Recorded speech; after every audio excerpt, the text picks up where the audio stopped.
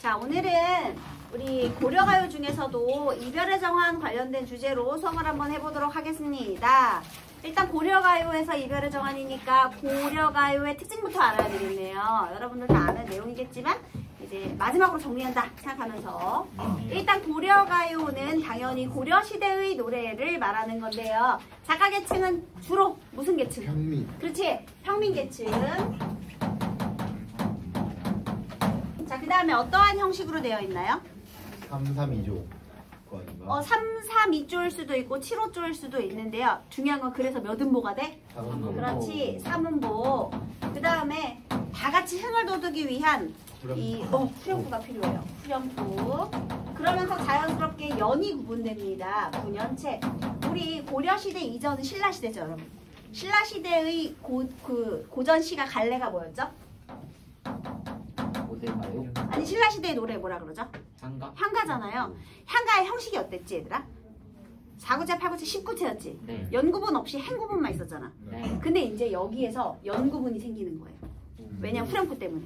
그래서 이제부터 연이 구분되기 시작했죠. 자, 그 다음에 내용은요. 얘들아, 평민들은 임금님께 충성하는 거에 관심 있니? 아니요. 지조 절개 관심 있어? 그 다음에 평민들, 고려시대 평민이면 살기 힘들어 죽겠는데 자연을 즐기면서 살 수 있어요?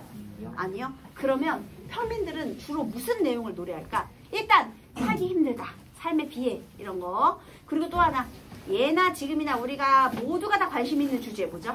그렇죠. 그래서 우리 사랑, 이별의 정한 이런 거에 관심이 많아요. 즉 평민들의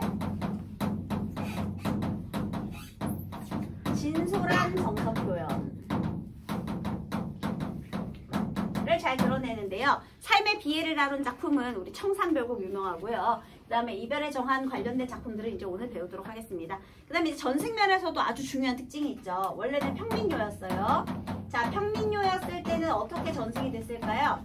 구비전. 그렇지, 입에서 입을 통해서 구비전승. 그런데요, 너무 인기가 좋다 보니까 궁중음악으로 편입을 시켜버리거든요. 그러면 궁중요로 편입이 된 다음에는 우리 고려시대의 왕실을 지나 조선시대의 왕실까지 이어졌다가 성종이, 그러니까 한글창제 이후에 조선시대의 성종이 야, 우리 궁중음악 악보집 가사집 한번 만들지 해서 그때 각괴본, 악장가사, 시용향, 악보 이렇게 그 악장이 우리 궁중음악이잖아요, 얘들아. 그래서 조선시대의 궁중음악 악보집 가사 이런 데에 조선까지 이어져서 한글로 기록이 돼요. 아니, 고려가요가 고려시대의 노래인데 어떻게 한글로 적혔지? 이상할 수 있어요. 근데 이런 과정이 있었던 거야. 이게 계속 조선 왕실까지 이어져서. 사실은 고려가요는 고려시대의 민중요거든요. 고려의 민요인데 이걸 우리가 지금까지 알 수 있게 된 이유가 바로 이거죠. 궁중음악으로 편입했다가 한글로 기록이 됐기 때문에 우리가 고려시대의 노래를 알 수 있게 된 거예요. 천만다행이죠, 여러분.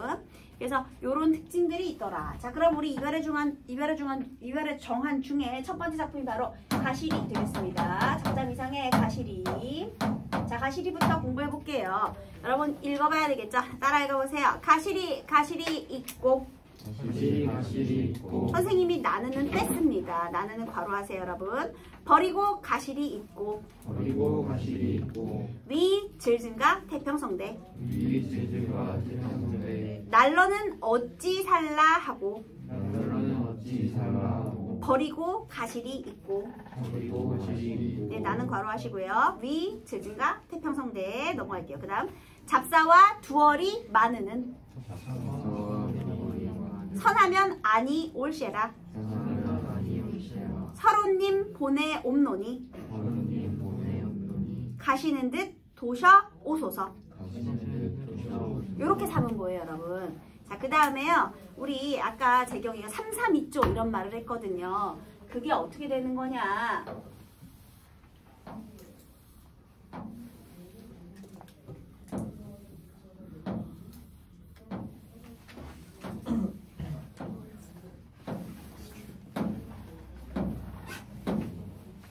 지금 여기에서요, 요 부분은 당연히 후렴구 반복이 되고 있는 거고요. 그 다음에 여기서 가시리 있고, 그 다음에 버리고 가시리 있고 이렇게 되고 있죠. 되죠. 그 다음에 여기에 지금 나는 이렇게 돼 있는데요. 요 부분을 우리가 혹시 고려가요에서 뭐라고 하게요? 여음구라고 해요. 음률에 맞추기 위한 여음구 이런 표현이 있는데요. 얘는요 의미가 이게 없어요. 얘 대명사가 아니에요. 그럼 나는은 뭐냐면 그냥 짜잔 이런 거예요. 아마도 당대의 악기 소리가 대부분 낭낭낭낭 거리잖아 얘들아. 아젠 같은 거 생각해봐. 선생님 세대는 물론 아니지만요. 우리 전자기타를 흉내낸 그런 노래 중에 저 아우지 앙지지 이런 표현이 있어요. 선생님 세대가 아니에요, 여러분. 예, 우리 여러분들 부모님한테 한번 가서 여쭤보시면, 예, 뭐 옛날에 뭐 아파트인가 뭐 그런 노래가 있을 거예요. 거기에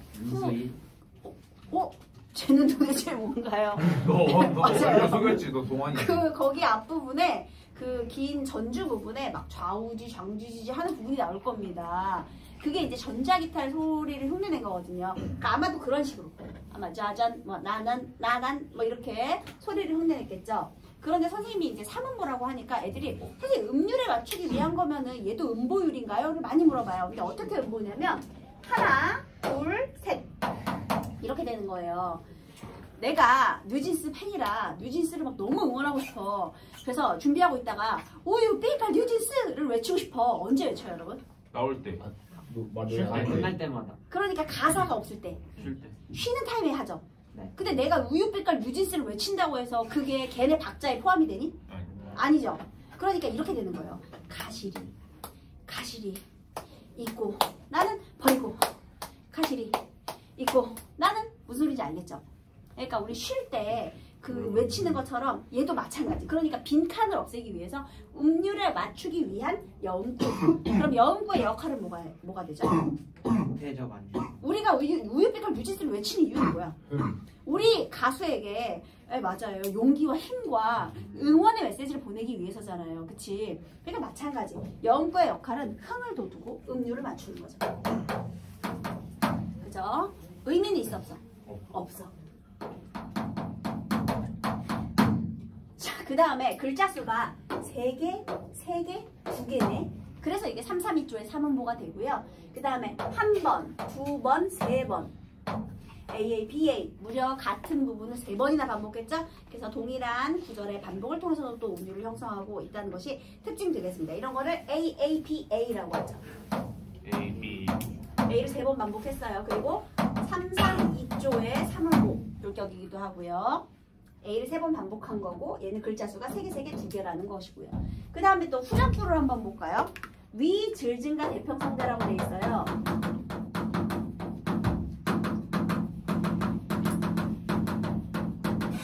위는 뭘 것 같아요, 얘들아? 위! 오! 감탄사예요. 질증가는 뭘까요? 징징징 뭘까? 악기 소리. 여기서 뭐죠? 징징징 악기 소리. 그 다음에 태평성대는 의미가 있어 없어? 있어. 무슨 의미죠? 송축의 의미죠. 이런 걸 이제 송축이라고 하는 거야. 우리나라 만세 같은 느낌이잖아, 얘들아. 살기 좋은 나라 이런 느낌이잖아. 얘는 송축의 의미가 있는데요. 중요한 포인트. 전체 주제와 관련이 있다 없다? 있다. 없어. 지금 여기가 후렴구거든요. 후렴구가 내용이 아예 없는 건 아니에요. 왜냐면 송축의 의미가 있기는 있어요. 그런데 얘는요, 이 전체 주제와는 관련이 없고요. 자, 그 다음에 여러분, 화자와 민중. 다시, 화자는, 시에서 화자가 누구예요, 여러분? 시에서 말하는 사람이지. 그러면 시에서 말하는 사람은 어떤 상황에 처해 있어? 버림받아서 지금 이별하는 상황에 처해 있잖아요.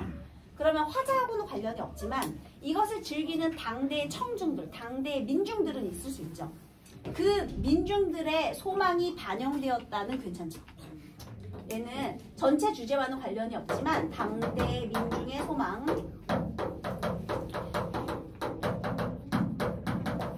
반영한 것이다는 괜찮아요.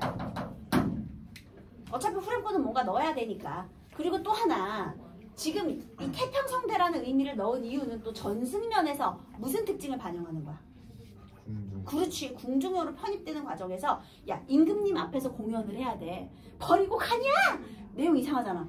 그러니까 거기다가 태평성대 하나 넣어주는 거지 얘들아. 이해되셨어요? 자 그러면 여기서 당대 민중의 소망을 반영하고 그리고 또 하나 이 후렴구는요 바로 요거 요 전승면에서의 특징 요거를 반영하는 것이다 이렇게 되겠습니다. 알겠죠? 요 과정에서 편입 과정에서 삽입이 됐겠죠? 자 이렇게 우리 후렴구, 영구, 뭐 운율 이런 거 특징 살펴봤고요. 이제 진짜 내용을 한번 보도록 하겠습니다. 자 가시렵니까? 가시렵니까? 버리고 가시렵니까? 지금 어떤 상황이에요? 예, 이별의 상황이에요. 그리고 지금요 님이 나를 버리고 있는 상황입니다. 버리고 간대요. 이 주체가 님이에요. 지금 버리고 가는 상황. 그래서 지금 이 상황은요 이별의 상황이 됐고요. 나는 어찌 살라 하고 버리고 가냐. 자 버리고 간대. 나는 어찌 살라 하고. 자 이번에는 님에 대한 어떤 태도가 드러나요? 그치. 나는 어찌 살라 하고 버리고 가냐. 이별의 슬픔과 원망의 상황이 드러나고 있네요. 1, 2, 연 전부 다. 자 그 다음에요. 잡아두고 싶지만 서운하면 아니올까 두려워 라고 했어요. 잡아두고 싶지만 서운하면 아니 여기 얘들아 올쉐라라고 되어 있죠. 리을쉐라에다 동그라미 해보세요. 선생님이 정읍사 수업하면서 리을쉐라의 의미가 뭐라고 했죠? 뭐뭐 할까 두렵다. 그러면 올쉐라 이거 어떻게 해석해요? 아니 올까. 그렇지. 아니 올까 두려워. 선생님이 지금 여기 요 주황색으로 네모한 거의 주체는 님이었잖아요. 버리고 가는 주체도 님이었잖아요. 근데 잡아두고 싶지만 서운하면 아니올까봐. 자 서운한 주체는 누구죠? 님이 서운하게 느껴지면 이거 주체 님이에요. 아니 올까봐. 자 그러면 아니 올쉐라의 주체는 누구예요? yor쉐라의 주체는 누구예요? 올쉐라. 두려운 주체 누구예요? 나. 그래. 리을쉐라의 주체는 타자죠. 자, 이 관계의 주도권은 지금 누구에게 있어? 님한테 있죠. 가는 것도 님, 버리는 것도 님, 다시 올지를 선택하는 것도 님이에요. 그래서 대부분의 주체 그 주도권은 전부 님한테 있는데 여기 이 두려움의 주체는 화잖아요. 이거 조심해야 되겠죠. 자, 그 다음에 설원님을 보내니 가시는 듯 다시 오세요 라고 하는데 여기서 얘가 잡아두고 싶지만 서운하면 아니올까봐 두려워서 여기서 포기를 할까 아니면 잡을까? 포기를 하겠죠. 그럼 이때 시적화자의 정서는요. 감정을 절제하는 거죠. 즉 체념하는 거예요.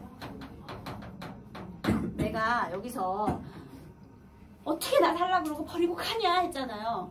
생각해보니까 너무 열받는 거야. 그래서 이 새끼네 도저히 못 참겠네. 내가 좀 선물 다 내놔 할 수도 있잖아요. 근데 그러면 정말 다시는 못 볼 것 같은 거지. 그래서 내가 그 잡아두고 싶은 마음을 꾹 참고 님이 원하는 대로 일단은 해주는 겁니다. 달래야지 그치? 그래서 다시는 나를 찾지 않을까 두려워서 어쨌든 체념을 했네. 체념을 했네. 자, 이 시적 화자는요. 이별의 상황에서 적극적인 태도를 보였을까요? 소극적인 태도를 보였을까요? 그렇지. 선생님 원망하는 거니까 적극적 아니요? 아니 원망은 할 수 있지. 근데 중요한 건 적극적이다 소극적이다 라는 거는요. 님이 원하는 대로 해주면 소극적인 거예요. 내가 원하는 대로 하는 게 적극적인 거지. 근데 여기에서 님이 원하는 대로 해줬잖아. 가고 싶대서 보내주잖아. 그러니까 여기에서 우리 전통적인 여인상 체념적이고 소극적이고 자기 희생적인 태도.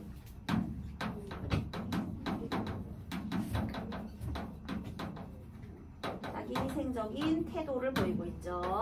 그래서 이 전통적인 여인상은 첫 번째가 공무도가에서부터 출발이거든요, 여러분. 그쵸? 내가 가지 말라고 했어. 난 죽기 싫거든요. 근데 님이 기어이 물을 건너갔죠. 물에 빠져 돌아가시니까 어쩔 수가 없네. 나도 님이 하자는 대로 해야지. 그래서 노래 끝나고 악기 내려놓고 님이 하자는 대로 물에 빠져서 같이 죽었잖아요. 그쵸? 그러니까 소극적이고 체념적인 여인상이 여기까지 이어졌습니다. 자, 그 다음에 마지막에 설원님을 보내니 여기서 서론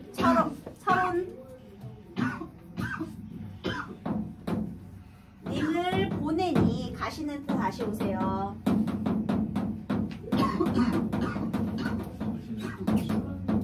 얘들아 여기서 서론 이 표현이 되게 중요합니다. 얘는 중의법이에요.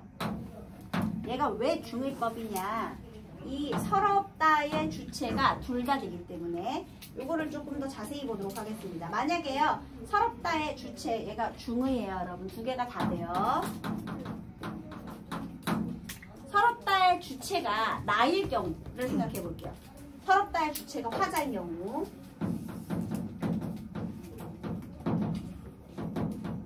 그럼 얘 어떻게 해석할 거야? 나를 서럽게 하는 의미죠. 내가 서러운 거니까. 그러면 얘는 주체가 서럽다의 주체가 화자인 경우예요. 지금 서럽다의 주체가 화자인 경우는요. 어떻게 해석하느냐? 나를 서럽게 하는 의미. 그러면 얘들아 이별의 원인 뭐예요? 그렇게 하는 님의 변심이지. 그러니까 우리 관계의 내부적인 이유죠. 님의 변심으로 인한 이별이에요. 이별은 님의 변심으로 인해서. 그럼 님이 좀 나쁜 놈이네. 그쵸? 그래서 내가 서러운 거죠. 님이 나쁜 놈이라서. 그런데 만약에요. 이 서럽다의 주체가요. 화자가 아니라 님인 경우도 있어요. 그러면 얘는 어떻게 해석하느냐? 이별을 서러워하는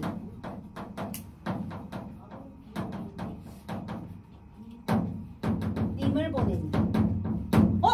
그러면 님도 이별이 서럽다는 거지. 그러면 님의 변심으로 인한 이별이 아니라 이별의 원인은 무엇이 될까요? 얘가 왜 떠나야 되는 거야? 어떤 외부적인 요인 때문에.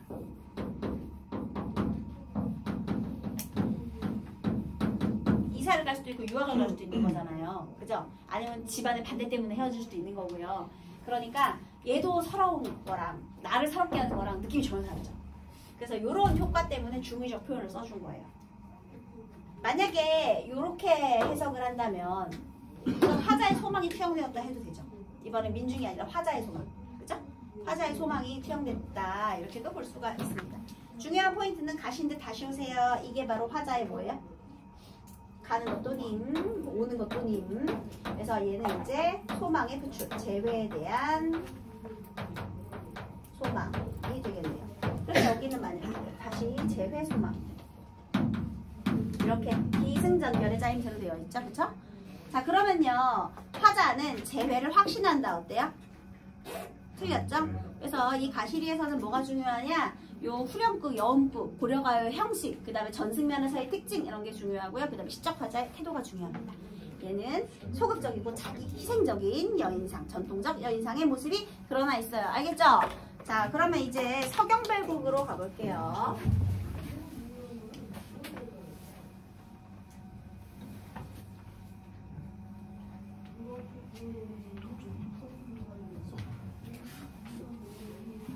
자, 서경별곡도 전체가 3년으로 되어 있네요.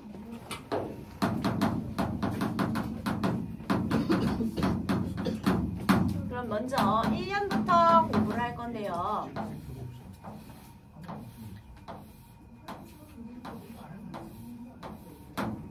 이 지금 이렇게 8개인데요. 일단 여기에 서경이 아즈가 서경이, 그 다음에 위 두어렁청 다림들이, 이 부분이 지금 계속해서 반복되고 있죠. 그럼 이 부분이 뭐가 되는 거야 얘들아? 후렴구죠. 그리고 이 부분에서 아즈가 또 계속해서 반복이 되고 있죠. 그죠? 일단 그림 생김새가 이렇게 생겼잖아요. 얘가 뭐가 되는 거야? 여음구, 그리고 얘가 뭐가 되는 거야? 후렴구. 그러면 얘들아, 이 아즈가는 뭐냐면요. 지금 첫 음모를 반복하라는 거예요. 서경이 아즈가 서경이, 닭꼰대 아즈가 닭꼰대. 이렇게. I say cook, you say. 아이, 구옥해야지. 왜 국이에요? 내가 I say cook 했으니까 너네 따라하라고. 아니면 너네 윤이니? 이렇게 해야 되는 건가? 미안합니다. 에이, 잘못했네요. 어쨌든 선생님이 쿡 하면 너네도 같이 쿡, 그리고 윤 하면 윤, 이렇게 따라할 수도 있잖아요, 여러분. 그죠? 이거 하라고. 서경이 따라해, 서경이, 이런 식으로. 그래서 이 아질가는 흥을 돋우면서 별 의미는 없지만 앞부분을 한 번 더 받는 역할을 해요. 자, 그럼 어떻게 사면 뭐예요? 아질가 뒤에 서경이, 서울이, 마르는. 자, 그러면 이거 나머지 여음구, 후렴구 다 빼고요.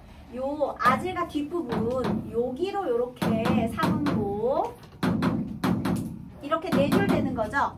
그래서 요 4줄만 따로 떼어서 보도록 하겠습니다. 너무 지저분하니까. 뭔 소린지 알겠죠? 그래서 형광펜이 있다면 요 아질가 뒤에 요 부분만 형광펜으로 줄을 쳐놔도 좋을 것 같아요. 일단 따라 읽어보겠습니다. 뒤에 것만 읽을게요. 아질가 뒤에만. 후렴구도 제외하고요. 서경이, 서울이, 마르는. 닭곤대, 소성경, 교회 말은. 여힘으론 질삼배 버리시고. 괴실한데 우러곰 존니노이다. 네, 자 일단은요. 여기서 아질가가 여음구라고 했고요. 위 부어렁성 다림 길이가 후렴구라고 했는데요. 의미가 둘 다 없죠. 아까 가시리는 그래도 송축의 의미라도 있었지. 여기에 후렴구는 전혀 의미가 없고 되게 신나는 약간 울림소리를 많이 포함한 흥을 돋우는 그런 소리로 되어 있어요. 자, 그 다음에요. 서경이, 서울이 마르는 이렇게 했는데 쌤이 여기다 현대어로 써볼게요. 서경이 서울이지만은 얘들아 근데 서경이 혹시 주석이 뭐라고 달렸어요?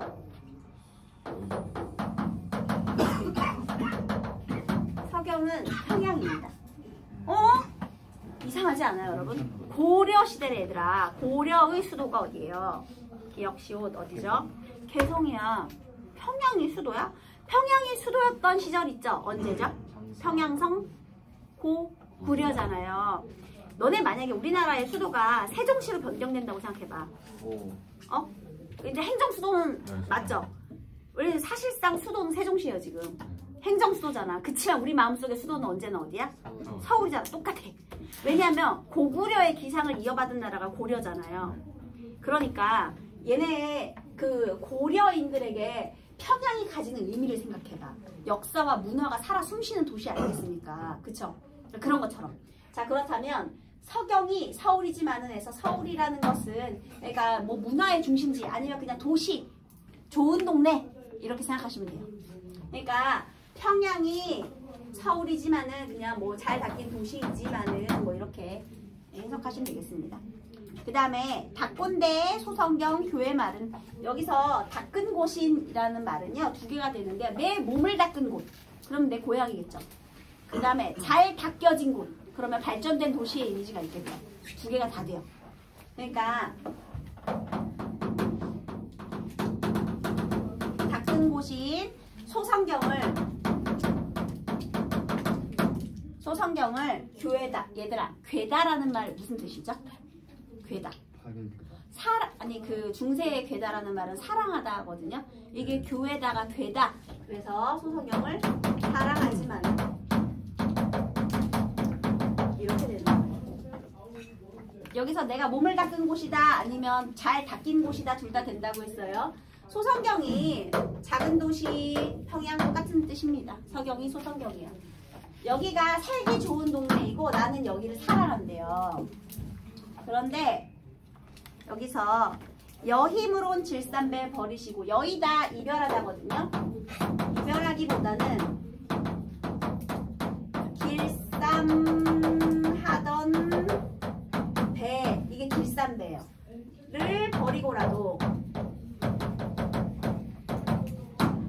그 다음에 괴실한데 사랑해 주신다면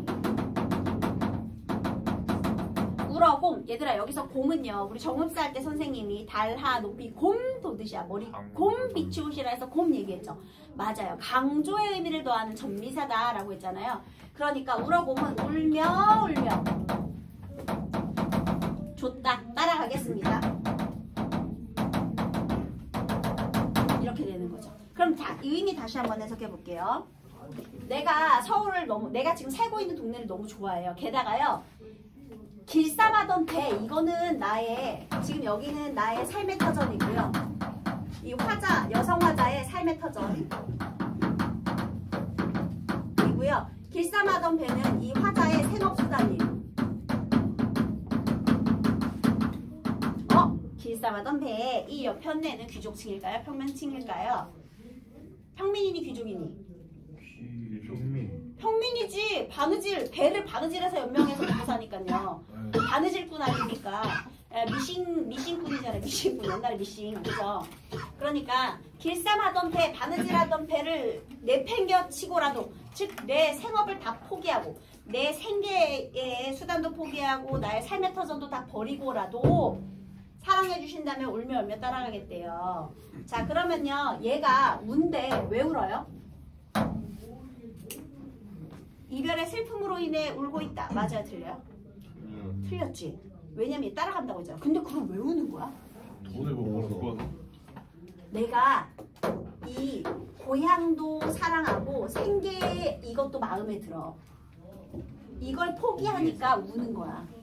근데 이게 어떤 의미가 있냐면요. 아, 난 진짜 평생의 소원인데 난 헬조선을 떠나고 싶다. 이게 내 소원이다. 이렇게 해보세요, 여러분. 근데 남자친구가 유학을 간대. 아싸! 그럼 나도 같이 가자. 이러면 얘들아 별로 안 슬퍼 보이지.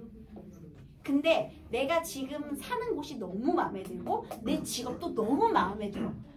그런데 이별은 아니야. 이별은 안 돼. 너는 못 참지. 그래서 사랑을 선택해서 따라가는 거예요. 그러니까 눈물이 나지만 그래도 너랑 이별은 할 수 없기 때문에 따라가는 거야 하면 이 사랑의 크기가 더 커 보이죠.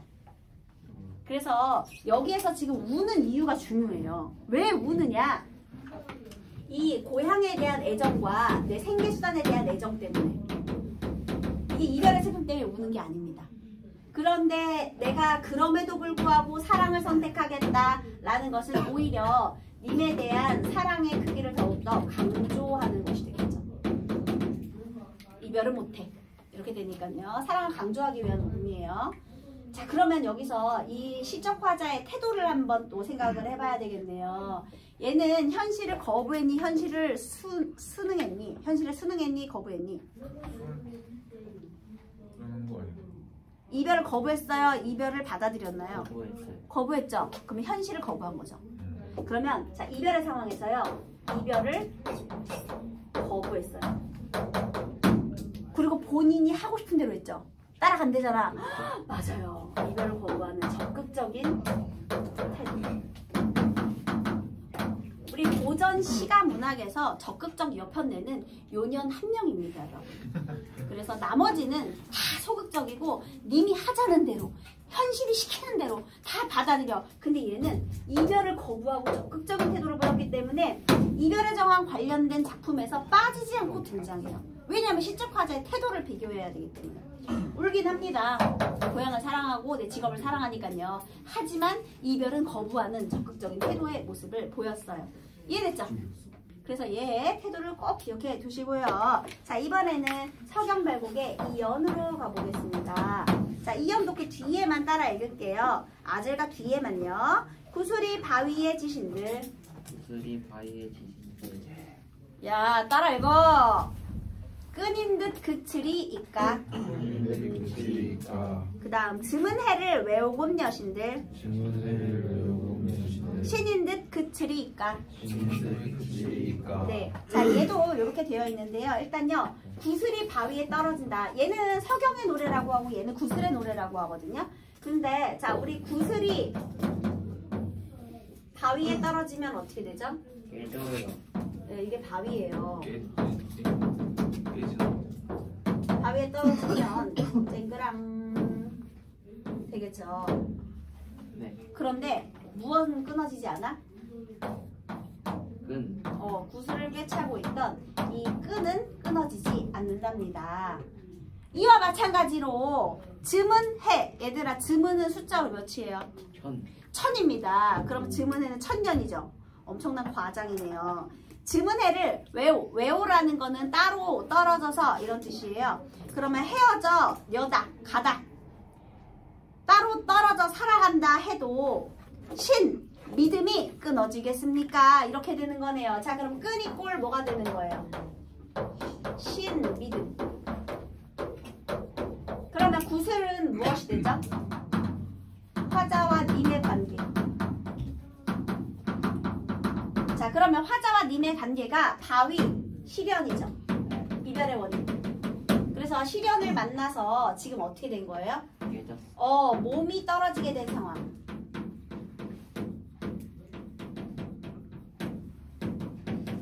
그런데 이 몸이 떨어지게 된 상황에서도 우리의 믿음 또는 인연은 끊어지지 않는다. 이렇게 되는 거죠. 근데 얘들아, 너네 1000년 동안 안 봐도 안 변할 자신 있어?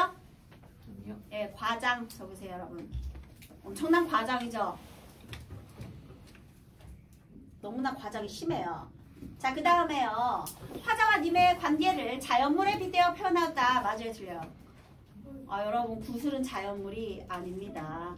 그래서 애들이 하도 자연물에 빗대어 표현하다가 하도 많이 들어보니까 아무 의식 없이 이건 맞는데? 하고 넘어가는데 구슬은 자연물이 아니죠.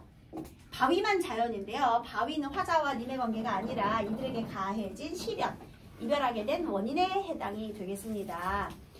자, 그 다음에요. 그러면 아까 서경별곡의 서경의 노래에서는 이별을 거부하는 여인이었죠. 그런데 거부하는 적극적인 태도였는데 지금 얘는 무슨 태도야? 우리가 1000년을 떨어져도 마음은 변함없는 거죠. 변함없는 사랑의 태도. 뭐야, 화자의 목소리가 같은 사람 목소리 같아요, 여러분? 아니요. 다르죠? 그래서요, 지금 1년과 2년의 화자의 목소리가 달라요. 화자가 이질적이다라고 해주는 거예요. 이거는 왜 그러느냐? 지금 이 노래는 바로 구비 전승된 노래이기 때문에. 얘들아, 구비 문학의 특징이 뭐예요? 어디로? 열린 구성. 이게 뭐냐면 너네 적층 문학이라고 들어봤니? 적층 맞아요. 작가가 쌓이는 거예요.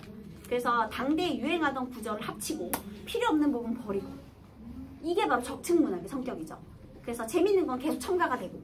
그래서요, 이 열린 구성은요, 병렬적이다, 이거와 같은 의미가 되고요. 또 하나는 각 연의 화자가 이질적이다.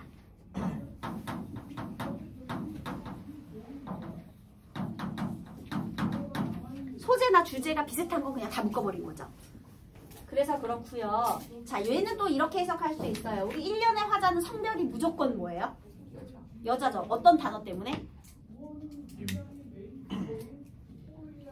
얘 직업이 뭐라고요?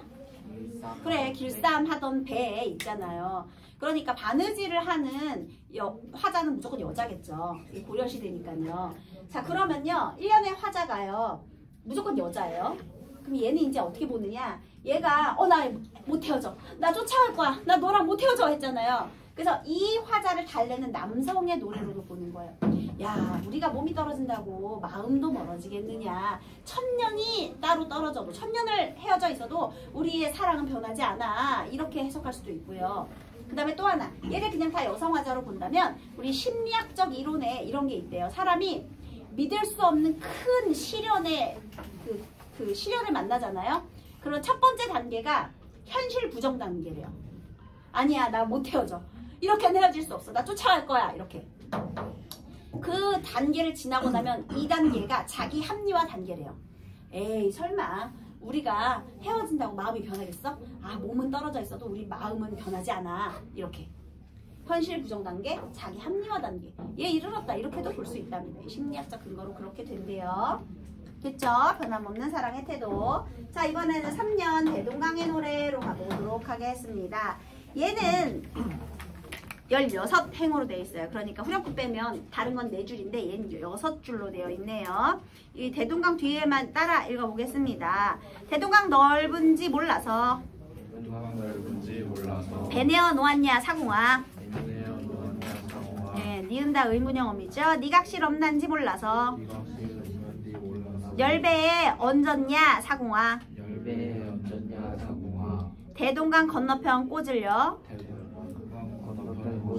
배 타들면 꺾을 것입니다. 뭔 소리예요? 야, 대동강이 넓은지 몰라서 배 끌고 나왔냐 이 사공놈아. 아니, 사공은 왜 욕해요? 사공이 직업이 해야 되는 일이 뭐야? 배 끌고 운전하는 건데 대동강 누가 넓은지 몰라? 너는 왜 배를 꺼내고 난리야? 지금 사공을 욕하고 있죠. 사공은 죄가 없어요. 이 무고한 사공에게 죄를 전가하고 있습니다. 그래서 처음에는요, 사공을 원망해요. 이 책임을 전가하는 거예요. 이게 죄가 없는데. 그 다음에요. 네 각시 음란한지 몰라서 멸배 가는 데에 얹었느냐, 내 님을 얹었느냐.